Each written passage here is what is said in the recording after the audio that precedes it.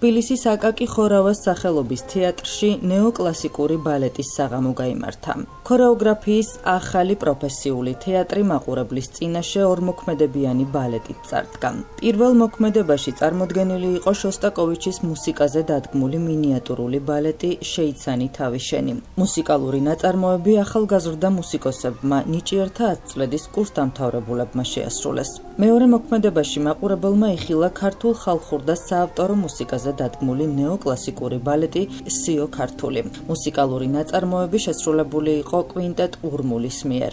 აღსანიშნავია, რომ ქორეოგრაფიის ახალი პროფესიული თეატრის საბალეტო დასი ბალეტის პროფესიონალი მოცეკვავე მსახიობებისგან შედგება. ნეოკლასიკური ბალეტის საღამო საქართველოს თეატრალური საზოგადოებისა და თბილისის მერიის კულტურის სამსახურის მხარდაჭერით გაიმართა.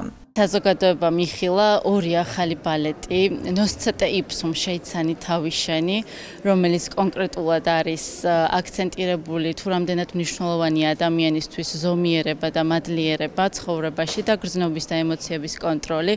ეს არის შოსტაკოვიჩის მუსიკაზე დადგმული მინიატურული ნეოკლასიკური ბალეტი, ხოლო მეორე მოქმედებაში წარმოდგენილი იყო „სიო ქართული“, რომელიც შთაგონებულია საქართველოს ისტორიის, საქართველოს ბუნების და ასევე ქართველი ქალის ისტორიით.